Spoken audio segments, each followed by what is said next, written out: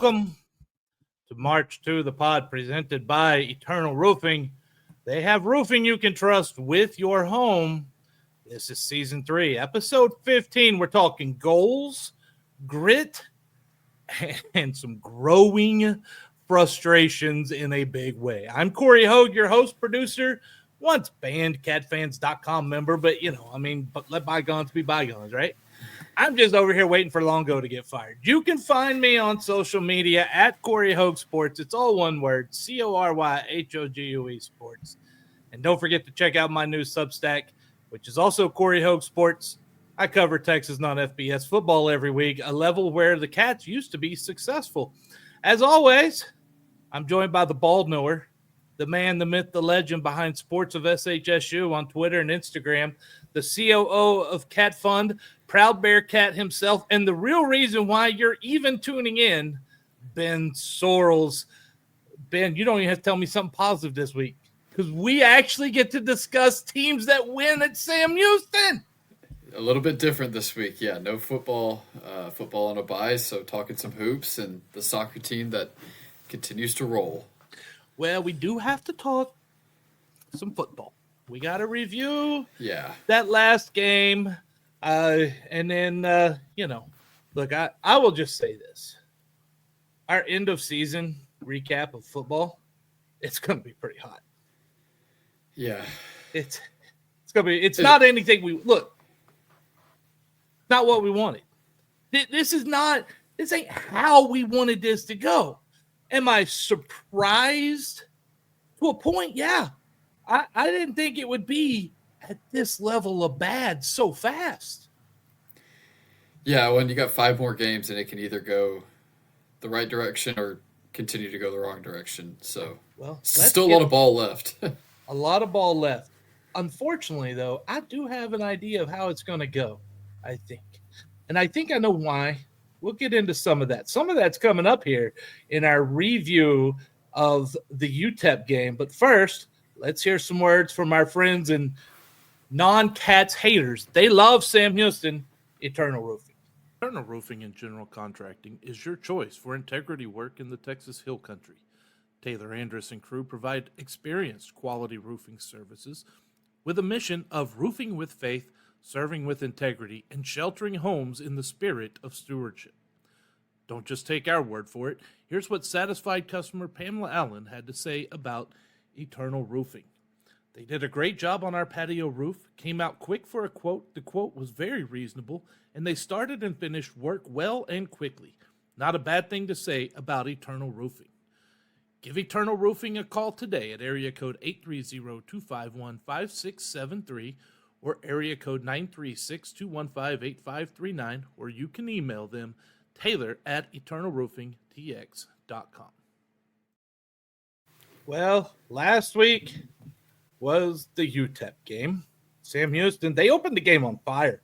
Actually, for the first time this year, that offense came out playing well. The defense forced a 3-and-out on the Miners' first drive, and the offense, check this out, 8-play, 99-yard drive. It ended with this 20-yard touchdown pass from Hunter Watson to Malik Phillips. They'll turn and look at him again. Now Watson throws over the middle. Malik Phillips diving into the end zone. He's in for a touchdown. Sam Houston scores first. Sam Houston scores first. And you know what, Ben? When I look at that play right there, I see a fake swing pass, which we have seen a million of those swing passes this year. And it seemed that the fake opened up a lane for the wide receiver. Yeah, it definitely did. And like you said, a lot of swing passes this year. Your starting running back right now, Coco Brown, is number 1 in the country in receptions as a running back, which I don't know if that's a good thing or a bad thing in this offense. But yeah, it definitely set up the slant. It was a great drive, and I know we'll talk about it as it goes on, but the first half, the offense was pretty good. I mean, maybe the best it's looked all year. Yeah, look, I want my running back to lead in a lot of areas, like rushing yards, yards after contact, receiving yards and receptions. I'm not really big on receptions for my running back a lot of times. Yeah, that's how you know there's a problem with the receiving core. Yeah, well, somewhere there's a problem, and you know what? It's got to get diagnosed, and it starts. We'll find out where. we got that coming up. I got some clips to play. But the Cats, the defense kept going. The offense on their next possession had another 8-play drive, but it did resemble most drives we've seen this season. It gained 25 yards and then turned the ball over on downs, and we don't have video of this, but it was I'm just going to call it a horrendous play call on 4th down, not the decision to go for it. I was fine with the decision to go for it, but you don't go for it with such a play to the short side option. That's just a bad play call, and it turned the whole momentum of the game. Yeah, no, I agree. And that was what Hunter taking it to the right side, the short side of the field. It was kind of an RPO or an option look. Yeah, you can't run things to the short side of the field like that. Now you should be able to read that defensive line a little better. Again, Longo feels like he's pressing, man. It does. Yeah. And when the head coach is letting that pressure get to him, it feeds through that entire team. Every player feels it. I think they went for it 5 times on 4th down and didn't convert on 4 of them against UTEP. I think that's what it was. That is not a good percentage, my man. No. So UTEP seized the momentum and scored touchdowns on its next 2 drives and took a 14-7 lead early in the second quarter. But Sam Houston wasn't done. Look, these players say one thing about maybe some coaching stuff, but I'm going to tell you, these players fight. Every single game, these players are still fighting to win these games. And Sam Houston responded with a 10-play, 77-yard drive. It stalled inside the red zone, but they brought on Christian Pavon for a 26-yard field goal. Christian Pavon from 26. He drills it for 3, and we've got a 4-point ball game. That pulled the Cats within 14-10, but here's my question, Ben. In the press conference recently, before that game, I was told by the head coach, Phil Longo, that there was a short-distance kicker and a long-distance kicker. And R.J. Lopez was the kicker to a certain distance, and they would decide that on game day. Was R.J., did he just – I don't know what his distance was, but it wasn't 26, apparently. Yeah, well, and it's going on – this week it was all Pavon. The week before, I think it was still a little back and forth between the two, but it looks like Pavon's the starting kicker now, and that's, like you said, on the heels of Longo saying that R.J. Lopez was the starter as long as it's within a certain distance. So frustrating there, and to the point of the players not quitting, I think that's a good point. I don't think there's any game where the guys have come out and just fallen flat on their face. I mean, every game is a 3-4 point game at halftime. I just think the other team's probably a little more talented, has a little more depth, and it shows in the fourth quarter. But if the guys weren't fighting, it would be 17-0, 20-0 at the end of the first, and we haven't seen that yet this year. I'm not even going to say it's talent, not maybe a little bit depth. I think it's something else, and we're not going to sit here and discuss some things that have been coming out with Bro Bible and stuff. But I'm telling you, things are coming soon that we will have to probably touch on this podcast in the next week or so. And things are headed south on a program, as they do when you're 0-7, right? They just do. You can't change that fact, right? Yeah. That's how it is. But then after that field goal, we saw a brilliant sequence of football. The Cats forced UTEP to turn the ball over on downs.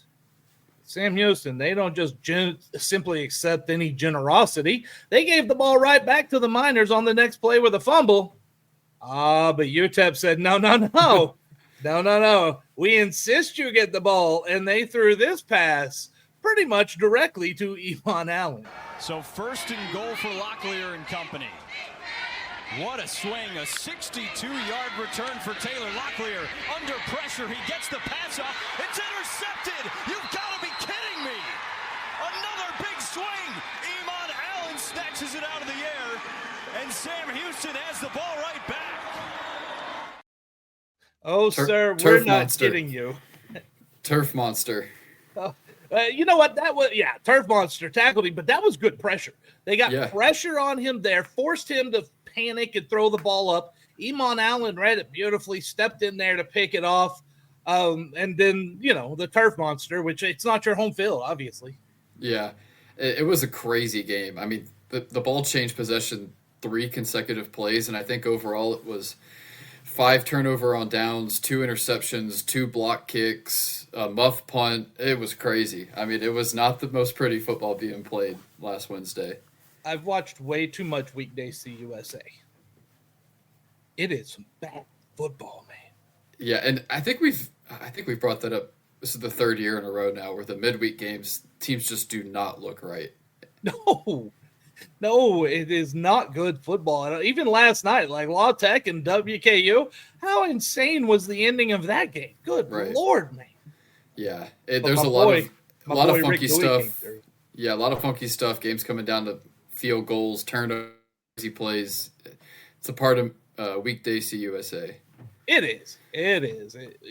So Cats got the ball, and that drive stalled out on downs once again after 12 plays. But this hit right here to Hunter Watson changed the rest of the contest. And there's no sound, so I'm gonna say it. He drops back, looks to pass, comes in, defensive or linebacker, defensive back, one of the two comes up with a shoulder. I believe you recorded that video. I think that's where I got that from. Yeah. Comes in with a shoulder and just lays it down on Hunter Watson's head.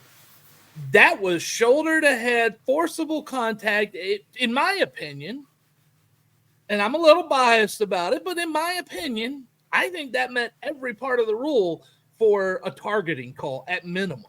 Yeah, especially on the replay. I know things are moving quickly in real time, but when you watch it back, I mean, there's definitely something there. But they didn't even look at it, did they? No.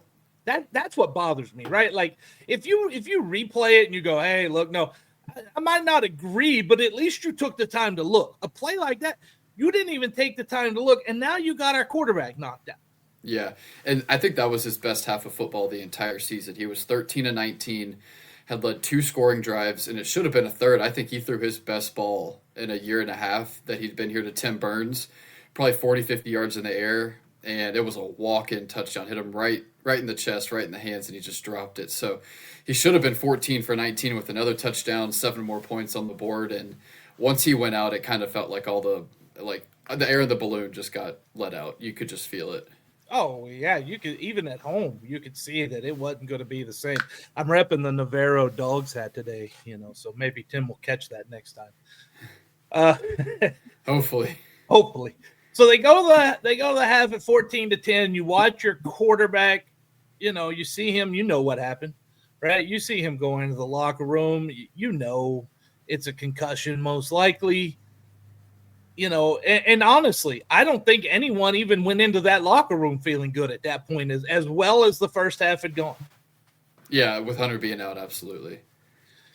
So both teams exchanged punts to start the second half, and then UTEP extended its lead to 21-10.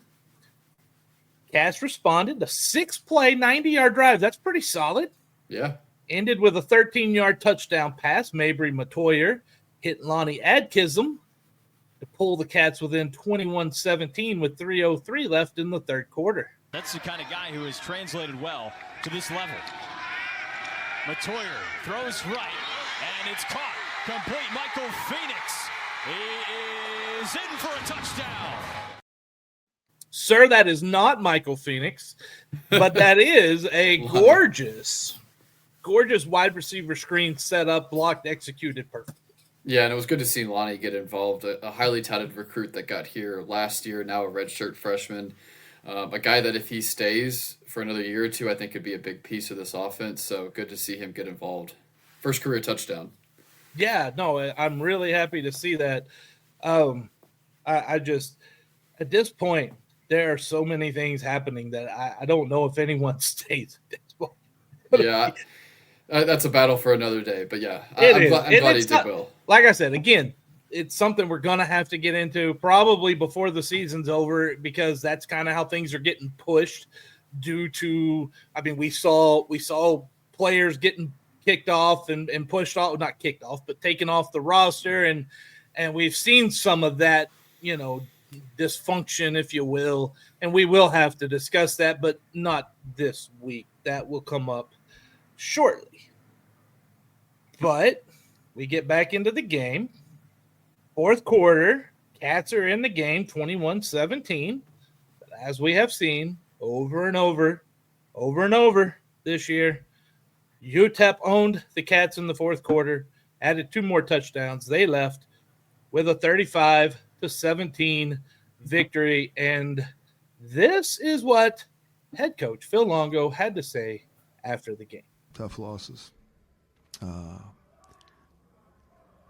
I just told our guys I appreciate their effort, which I do every week.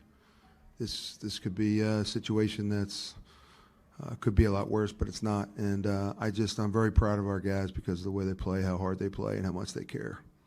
And really, I just told them that there's a missing ingredient somewhere, and it starts at the top, and I just think that that's my responsibility. So I've got to figure out what that is, and we got to find a way to close a game. We have been playing well enough to keep ourselves in many of these games that we're playing, and we got to find a way to close it in the fourth quarter. And that, in a nutshell, is really where we are right now, and that's what I told the team. And with that, are there any questions? Okay, so there's a missing ingredient right now. We hear this. And it starts at the top. Yes, it does. And he's got to figure it out.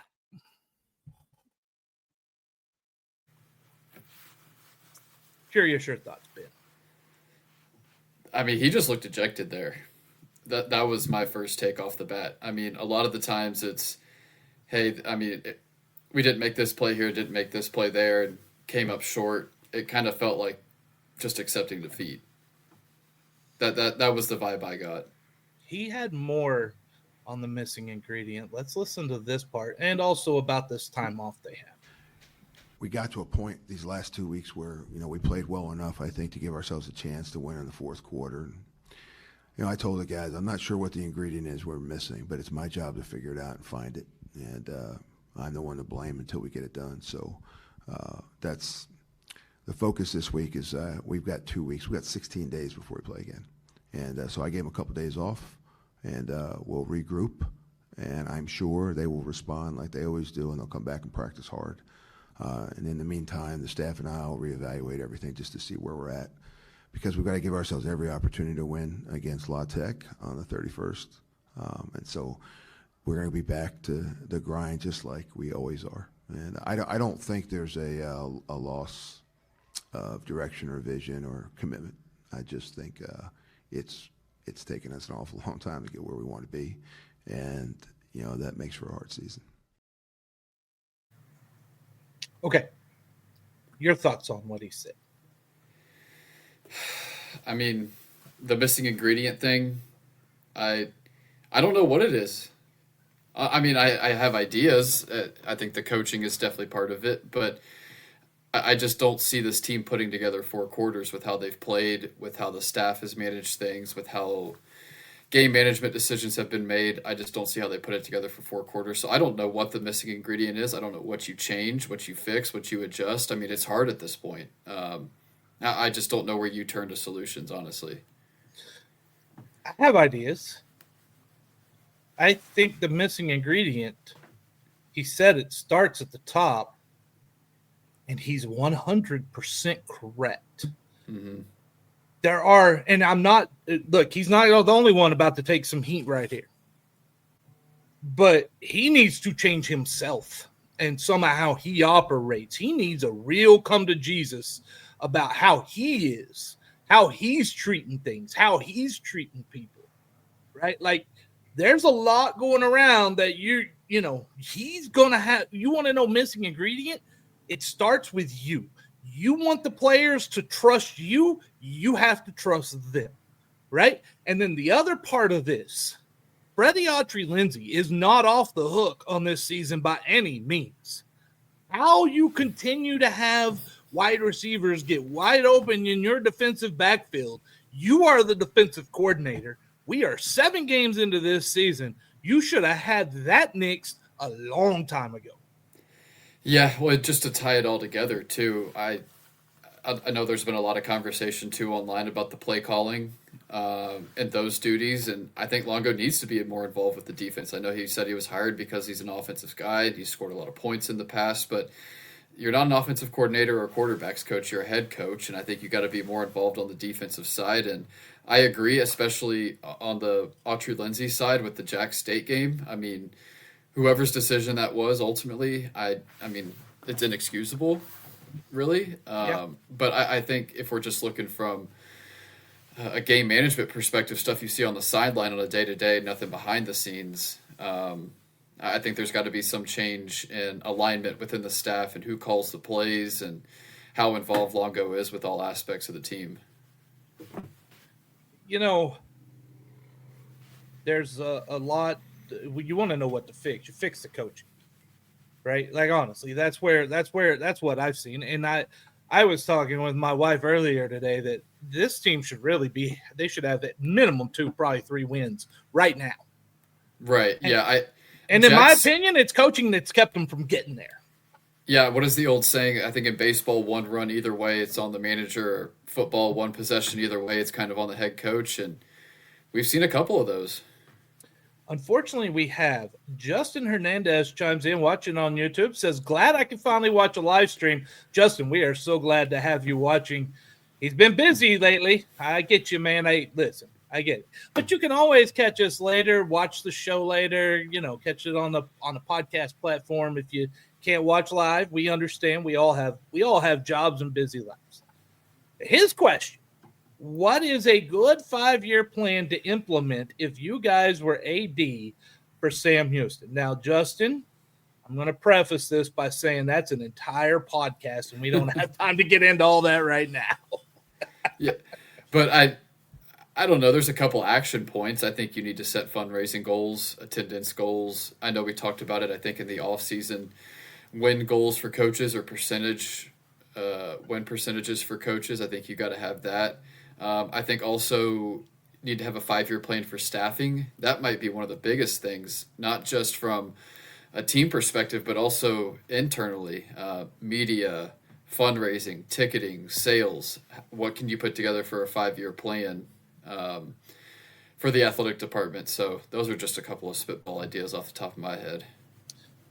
Where I would start, if I'm AD,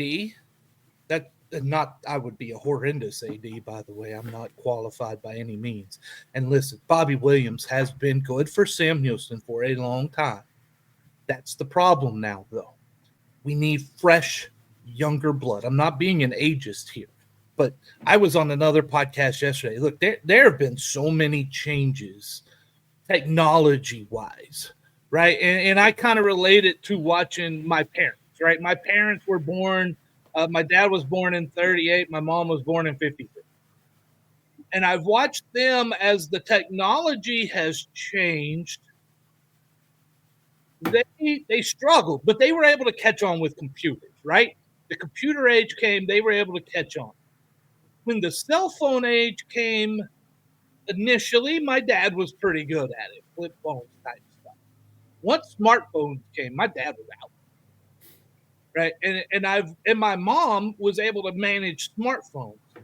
But even now, like, we're to a point that the technology has advanced and things have changed in this world to a point where you need someone, and I'm not saying 30, 35, it could be.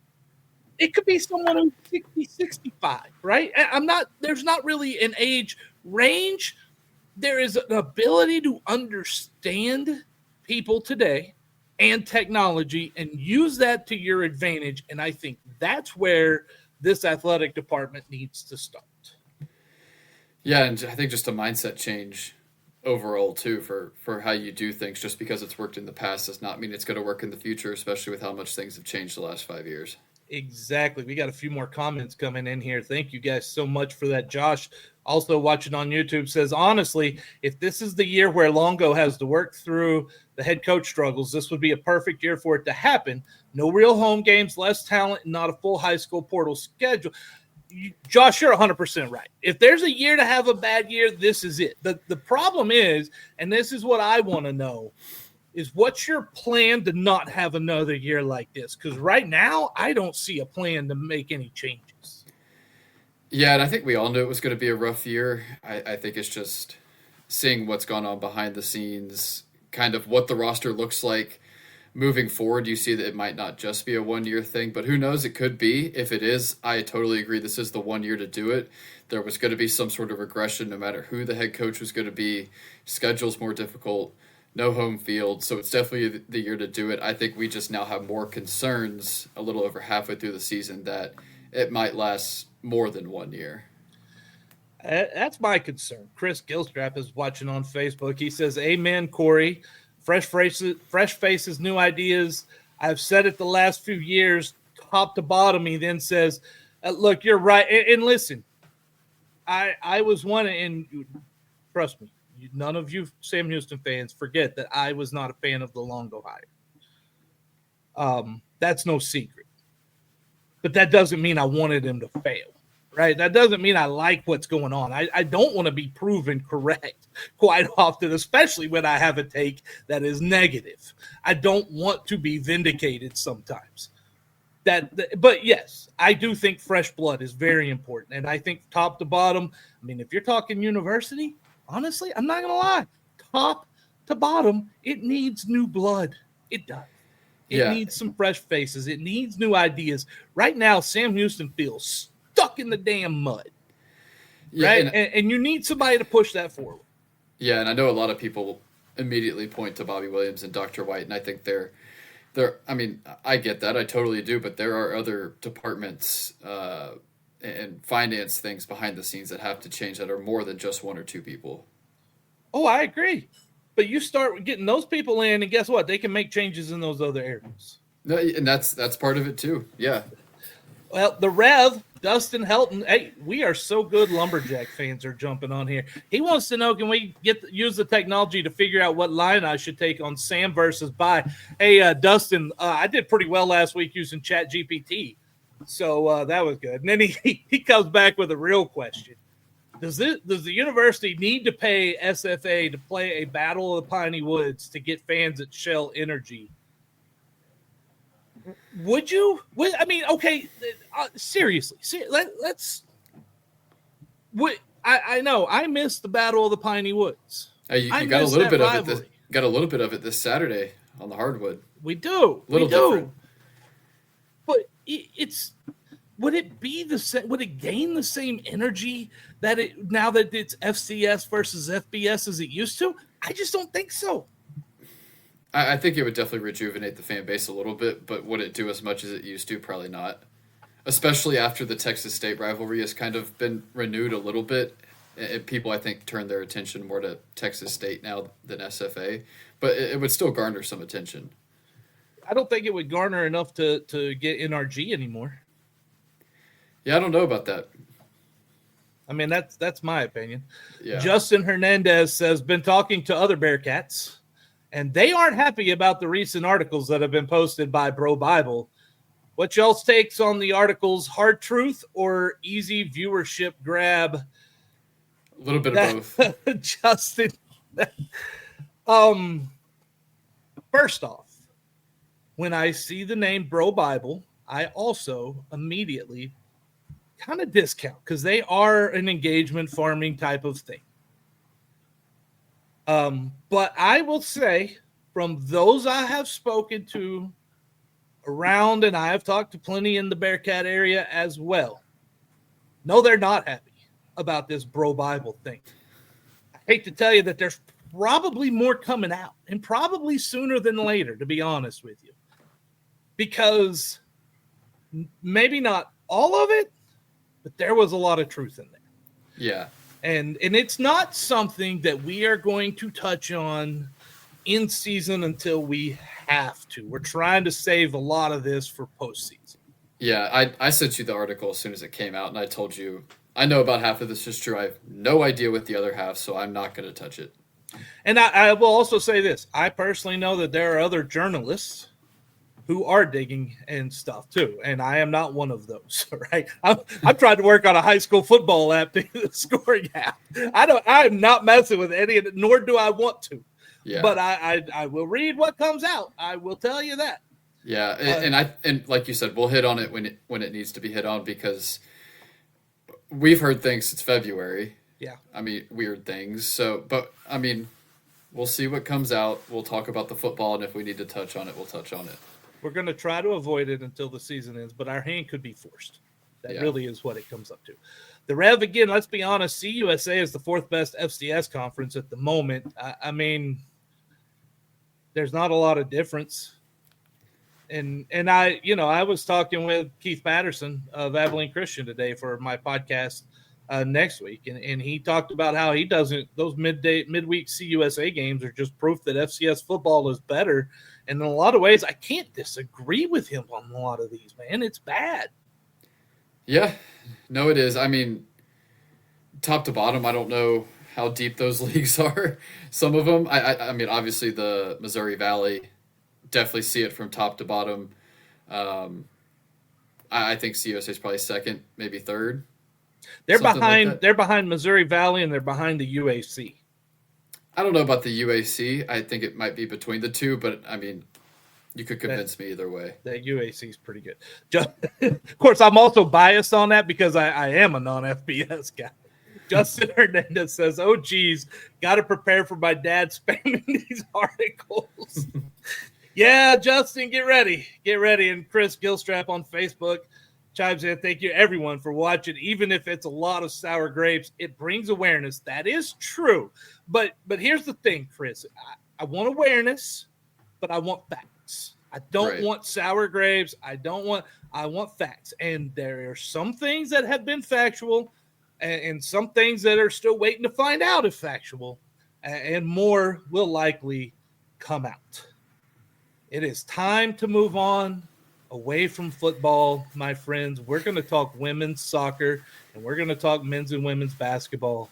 But first, if you are enjoying the show, help us grow by rating and reviewing March to the Pod on your favorite podcast platform. It matters. We have a Substack page, marchtothepod.substack.com. Go subscribe. You will get every episode as soon as it's uploaded, delivered right to your inbox. Find us on Twitter, Facebook, Instagram, TikTok, and YouTube by searching for March to the Pod. March, the number 2, the Pod. We're also proud to be members of the CUSA Podcast Roundtable, which, by the way, did those messages get wild last night during the Western Kentucky game with shows covering all 12 Conference USA programs. But before we talk about the European football, let's hear some more from our friends over at Eternal Roofing. Eternal Roofing only uses the finest materials in the roofing business while providing an exceptional warranty. Why do they use CertainTeed products? Because they complement any appearance, provide exceptional and reliable strength, and are known for their enduring performance. Here's what Shane Sosa had to say about Eternal Roofing. Taylor and his team are amongst the highest level of professionals. They care about their customers and go above and beyond just doing the job. Give Eternal Roofing a call today at area code 830-251-5673 or area code 936-215-8539 or email taylor@eternalroofingtx.com. I want to put one final bow on the last leg of our podcast since we do 3 legs, for tripod. It is understandable that people would wonder why we're going to wait until either we're forced or the end of season to do this. Listen, number one, we're not trying to we want to tell you the truth, and we're going to tell you the truth, but we're also not trying to harm programs or the university or the athletic department. There are many relationships at the university that Ben has and I have that through all the different sports. And, a lot of times, and I will tell you my own personal experience with non-FBS in my hometown of Wichita Falls, I have been confronted numerous times by coaches of other programs like, hey, why are you so hard on this at MSU? Why, it's not personal, number one. But number two, you got to remember those things, right? Like you can't just go out there and blow relationships sometimes. Yeah. And it's not that we're afraid to sell this. It's going to come. and it's coming. But right now, we need the players to not focus on Bro Bible. We need them to focus on trying to win these games. And we need the coaching staff to try to figure out whatever that missing ingredient is to win these games as well. Now, a coach that did figure out the ingredient with a late hire and a lot of new faces on a roster, Kendall Ayers. And the Cats women's soccer team had 2 big Conference USA road games last week, starting against FIU in Miami last Thursday. And Ben, tell me how big this game is at FIU. Huge. I mean, road games are just extremely difficult in soccer with the travel, especially having to fly down to Miami. I mean, that's one of the tougher trips in Conference USA. You had also been home for a couple weeks, so getting back on the road is a big adjustment. FIU, middle of the pack this year. I think they were 3-3 coming into that game, or 3-2. I can't remember exactly.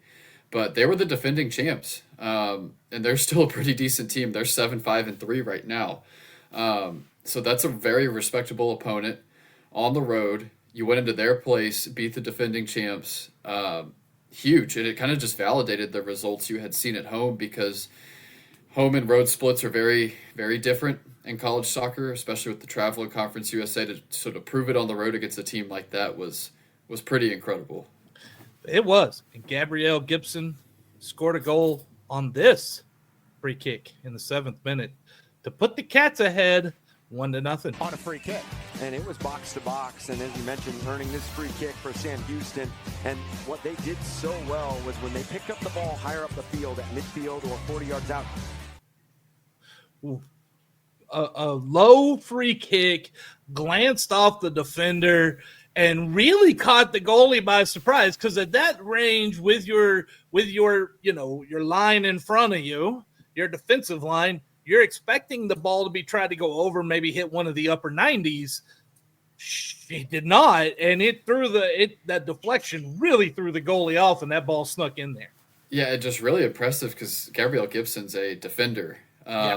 And had never scored a goal until the previous game. I think it was UTEP was their final home game before going on the road. She had never scored a goal in her collegiate career. She scored against UTEP and then scored against FIU, and it takes everybody. I mean, you've seen Ellie Morgan, the true freshman, with some big goals. She had one on Sunday against Missouri State, and a couple. Tiana Johnson is another one that's always in the mix. A couple of the people you expect to score, but you got to have a couple people step up throughout the course of a long season, and she did it with back-to-back goals in games, and that was really, really impressive. It takes all 11. Yeah. Every single one of them, and the defense was superb against the Panthers. Held them to 11 shots. Only one of them was on goal in the 1-0 victory. So then Sam Houston headed to Springfield, Missouri. And by the way, don't visit Springfield if you don't have to. Just saying. All right, bad weather. Every time I go there, it's bad weather. Just don't do it. They were there on Sunday to face Missouri State.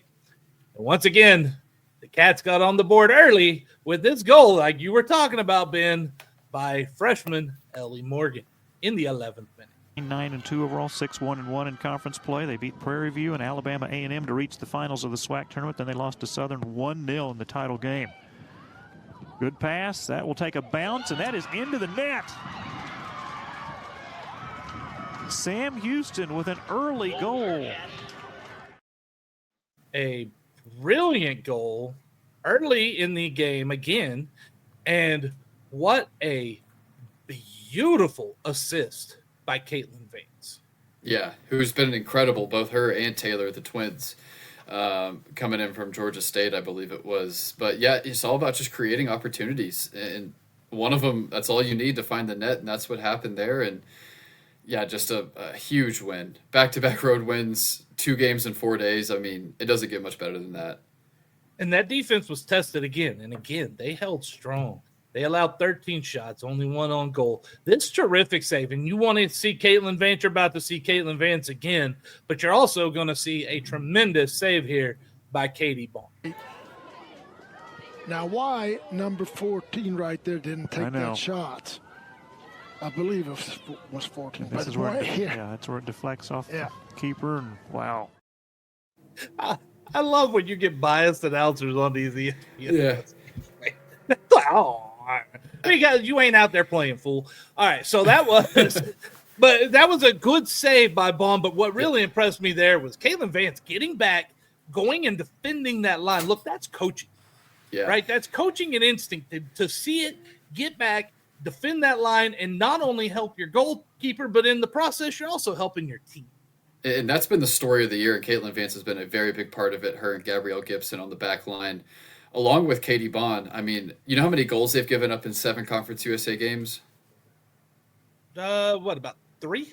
3 goals in 7 games. Look at me. And I mean, to compare soccer to football, this team reminds me so much, and it's very different games, but so much of the 2024 Sam Houston football team. They are not going to let you score, and they're going to do just enough offensively to win games. And that's what they've done really all season. They know they don't need to go score a ton of goals, but they're going to rely on their defense. They're not going to let you beat them, and they're just going to find an opportunistic goal somewhere and take advantage of it and walk out of there with a 1-0 lead. And, I mean, it is hard to score on this team. They've had 5 shutouts in 7 Conference USA games. Team defense. It is team defense. And Justin Henderson says he's watching on YouTube again. Definitely have caught myself checking ESPN for Sam Houston's women's soccer score since football hasn't been great. This has been a guilty pleasure for sure. It's not guilty. Don't feel guilty, Justin. It is fun to watch this women's soccer team. And, you know, catch them on ESPN Plus. Follow their account. Follow Ben Sports of SHSU. You know, they're really fun to follow and watch this year. And it's a great story. It really is. Yeah, well, and there's one game left for everybody in conference play. It'll be this coming Saturday or Sunday. I can't remember off the top of my head. Then everybody gets a week off before the tournament. But Sam Houston, WKU, and Liberty are all tied with 5 wins. Boy, you're leading me right into the standings here. Are you going to pull them up? Yeah, there we go. I got the standings. And so just to walk through it a little bit, Sam Houston plays at Liberty. You can take care of that tiebreaker if you win. WKU does hold the tiebreaker over you, but I think they go to Jack State. I know they play Jack State, so they should win it. But if they tie, you'll be at 6 wins. So there's a shot Sam Houston walks out of this weekend as the regular season conference winner, which would just be an incredible story. Right now, are they locked into at least the 3? I think so. Well, that would be a fantastic, but they could walk out of there at 2 at minimum. Yes, you beat Liberty, you're at 2 at the very, very least. And like I said, if you win and WKU ties or loses, you're the only team with 6 wins. They are 1 point. 1 point. A win, and if Liberty ties on the road, which they're 3-0-1, they've had a tie. If, you know, you beat Liberty. If WKU, I mean, if they tie, they had 2 at home. They've not tied on the road. They're 3-0 on the road. But if they tie, which they're due one, by the way. They're due a draw. Sam Houston picks up that 3. They vault to the top. And you look at this right now, 5-game win streak for Liberty, 3 for Sam Houston, 2 of the hottest teams. Best form going on right now for both those 2 teams in Conference USA. And I want to say this also. Look at this record away for the Cats, 2-0-1. You mentioned how it doesn't matter what sport it is, college, high school, pro, it's hard to win on the road, but these ladies have done that over and over again.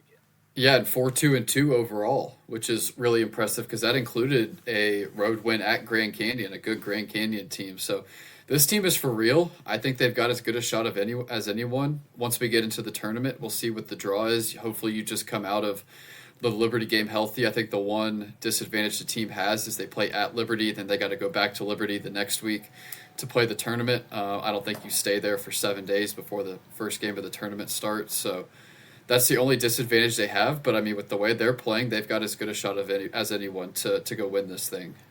Justin, write this down. Noon Sunday, as soon as you get out of church, ESPN Plus, because I know, Justin, you're going to church on Sunday, okay? Your mama's going to make you. Noon Sunday, ESPN Plus. Catch that final game. Sam Houston at Liberty, a chance to walk away regular season conference champions, and that would be just remarkable for a coach that, again, you can't say it enough. It's hard. We see it. We see it with another program that we've already talked about today. You come in first year, you come in late, you have a whole new roster, and Kendall Harris, it's impressive. It is. I mean, I think she's conference coach of the year no matter what this last weekend looks like in my eye. I've talked about it a couple of times when she got here, and I'm pretty sure this is the number based on the roster that was posted. Only, I think it was 14 of the 25 roster spots were filled, and she filled that with transfers and freshmen.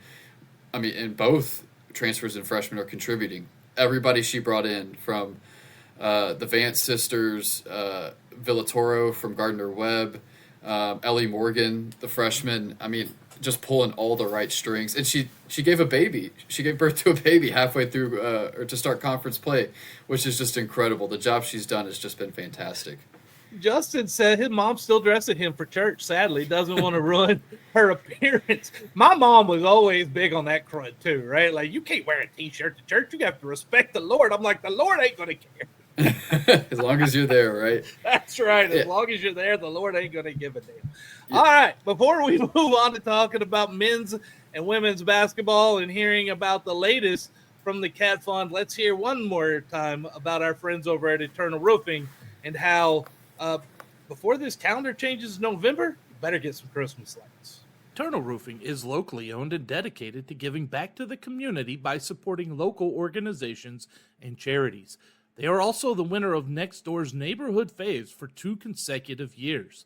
And as you know, if you've listened to this podcast, Eternal Roofing is your choice for Christmas lights. They provide premium lights tailored to fit your home, season-long maintenance, and hassle-free removal. Kyle Tatum said, "They're very professional and great quality, on time and clean, and really made me feel like they cared for me and my home." Give Eternal Roofing a call today at area code 830-251-5673 or area code 936-215-8539, or you can email taylor@eternalroofingtx.com. Big things happening, good things happening at Sam Houston with some of these programs.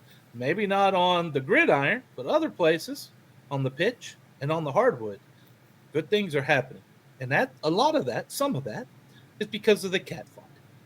Ben, tell us how people can help support these Bearcat student athletes.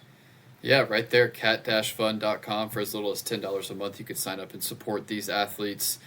Great way to get involved and support Sam Houston athletics. And basketball season coming up, should have some sort of raffle out there for a signed basketball from the men's basketball team before the season starts. So definitely want to get in on that, become a member, get discounted access to events that we'll have throughout the year. So sign up. We need everybody. It takes everyone. It does. It does take everyone. And then, you know, you've got the $10 a month. It may not sound like much, but it really does go a long way. Basketball media days were last week, and Benjamin, I had a problem. I go on and I click on the video, you know, the Conference USA put out the watch here, and I click on the video yesterday, and it was no longer available. So I wasn't able to cut a lot of video, only what I could find on the internet, which was one thing that the conference put out from Chris Mudge. So we will get there in a minute. But first, let's talk about the Women's Media Day, and I'm really hoping that you've got the goods on the women's basketball program in Raven, Justice. Yeah, I mean, I could just talk about the team for a few minutes here, just give a high-level overview. I think they're picked 7th in the preseason poll. Conference USA this year is a league where it is just extremely top-heavy. Middle Tennessee has lost, I think, 4 games in conference the last 2 years. Louisiana Tech looks like they might be getting back to the powerhouse they used to be. Maybe not winning national championships like they did in the 80s, but they won Conference USA a few years ago. They return a lot. Liberty's going to be really, really good. So the top 3, Missouri State comes in, and they're always a power in the OVC, or they were. So the top 3 or 4 teams kind of feel settled, but I don't see any reason why you can't be 4th, 5th, or 6th. This team returns around 70% of its scoring. And just some of the notable ones, Nyla Inman, starter last year, averaged 11 and 6. Deborah Ogayemi, who was with Coach Justice at Media Day, averaged 12 and 8 last year, was a preseason all-conference selection. Asia Ward-Strong, 6 points, 5 rebounds, 2 steals a game. Fanta Kone, 8. Listen to this stat line from last year. 8 points, 5 rebounds, 4 assists, and 3 steals a game. She's back, primary ball handler. And you saw strides be made last year. You returned about 70% of your scoring. You returned practically your entire starting lineup. There's a lot of reasons to be optimistic with this team. And then another one, Kaylee Carr. She was brought up in the media day part. A true freshman that Coach Justice thinks can make an impact this year. A highly touted freshman. So, yeah, there's a lot of different pieces this team has. They started to trend in the right direction last year. I don't know if this is a team that competes for a conference title. Maybe they shock us like soccer did, but I think they're probably a 4th, 5th, 6th place team. And if they are, they continue to move in the right direction, which is what you want to see from this program. It is, because when Coach Justice came in, the women's basketball program has not necessarily been really good in recent years. But this does feel, and correct me if I'm wrong, but from my point of view, this feels like a really significant year for Coach Justice with the program and with Sam Houston. And if you don't hit that middle range, 4, 5, 6, I don't want to see it, but it could lead to a change possibly. Yeah, and this feels like an all-in year, too. Like baseball a few years ago, the year they went to the tournament, you could see things building for that year. You can see it building to this year, and I wish the conference wasn't so top-heavy, but maybe you compete with those kind of schools. But this is the kind of team that you expect to get 4th or 5th place, somewhere around there. That's my expectation. And I think you've kind of set that expectation for yourself with the step you took forward last year. You won a game in the Conference USA tournament. It was one of the play-in games, but you kind of separated yourself from the bottom 2 or 3 schools. Now it's time to separate yourself a little bit more, get kind of into that upper third. Listen, you get a 4 or 5 seed, you go to the conference tournament, you have a chance. And that's really what you're asking for this year from the women's basketball team.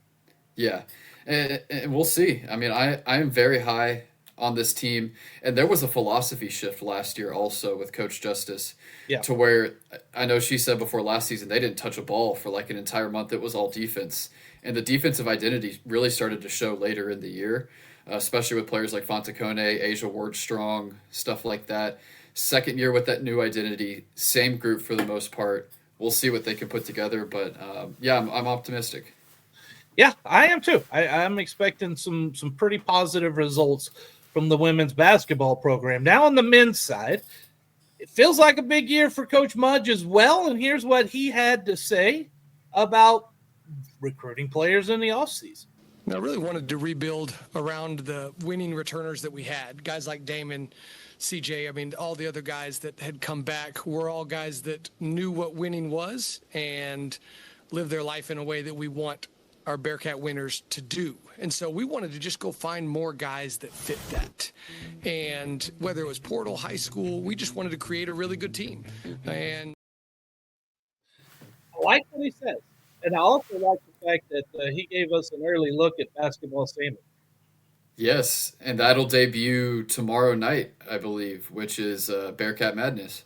The Bearcat Madness tomorrow night. Big game this weekend. Going to have to beat the Jacks, and Rev's going to be crying on that hardwood floor. Yeah, it's Sunday, big one for soccer. Yeah, Sunday, big one. Noon, Justin. Noon. Don't forget, ESPN Plus. Yeah. Okay, so let's get into the men's basketball program. This is a program that a couple of years ago, it was right there at the top. Last year, maybe fell back a little bit. They lost Lamar Wilkerson. We know he's in Indiana, and he's given a little bit back to the program as well. It's a thank you for your time. Go be great at Indiana. But how do you replace those? And who have they gotten to replace the production of Lamar Wilkerson? Yeah, well, the first part, how do they replace them?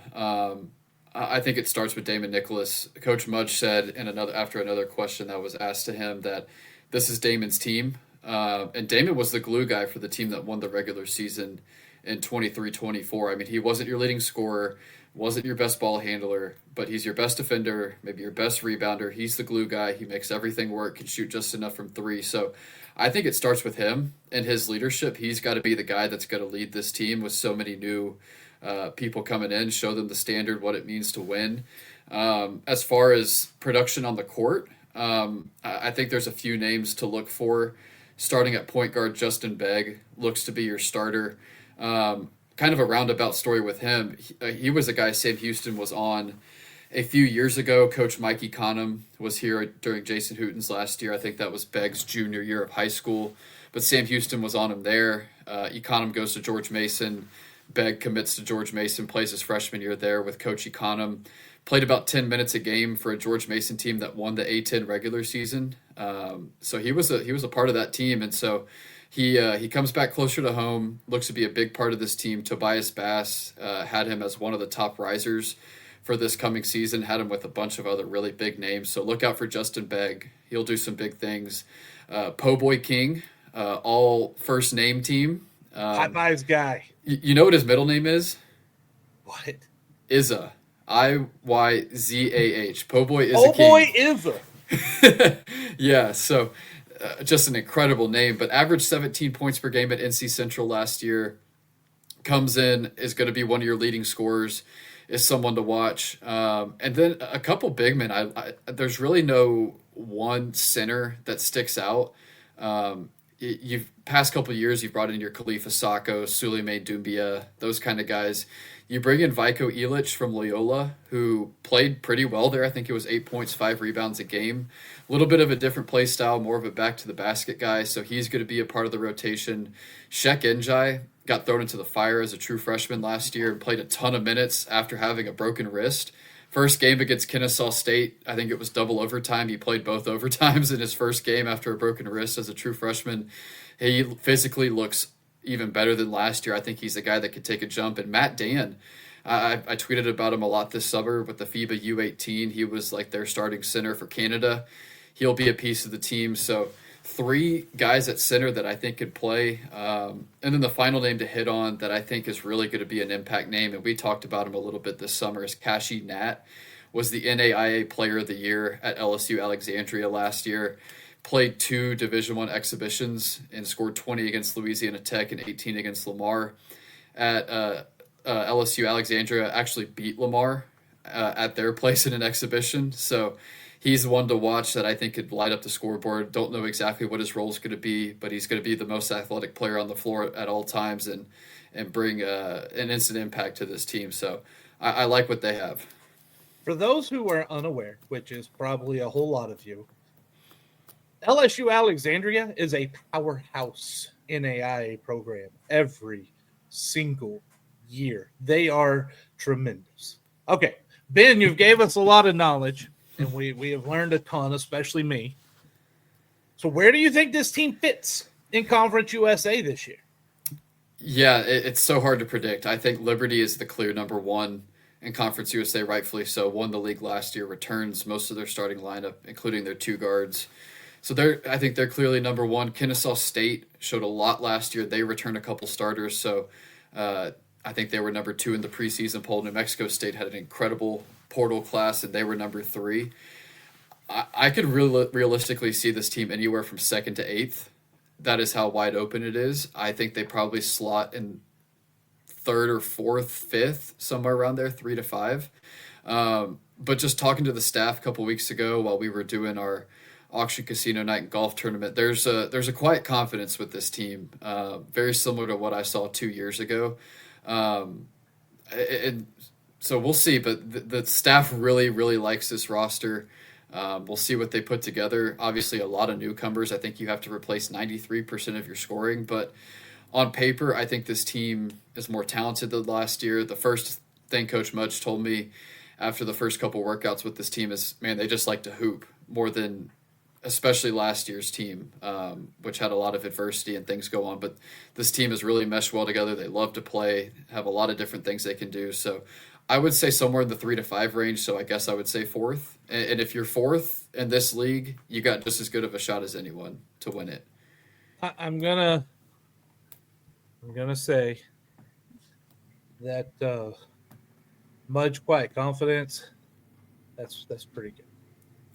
We're going to find out. We're going to find out Saturday, right? The hardwood against SFA. We're going to find out some about it. Yeah, and there was a secret scrimmage with a team from Louisiana that I posted about in the Cat Fund section last week. Posted I didn't get the exact score, but I posted the results, had some cliff notes from the game. Pretty positive, and it's hard to take away much from these scrimmages because you're not in your rotations, you're doing different things, but it was a very encouraging result against a pretty good team in Louisiana. Justin Hernandez, before we head off the air, he said he's going to try to remember that soccer game at noon on Sunday. After church, it's finger-licking barbecue time. But for Sam Houston, I can skip a belt-busting barbecue session. Justin, we talked about it earlier in the show, Justin. You have technology. Grab your smartphone, download ESPN Plus. Do not skip out on the finger-licking barbecue. That'd be crazy talk. Jesus don't want you doing that. Get the phone out, watch some soccer, and enjoy the barbecue. Problem solved. Yes. Hopefully it is a very good Sunday.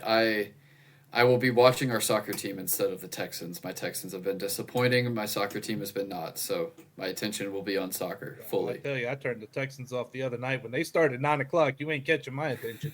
That's a wrap. Yeah, better than the 11 o'clock Hawaii start at least. That is true. That's a wrap for this episode. Or the one last week, the Marathon SFA game that had 4 hours almost of weather delays and did get over to 1 o'clock.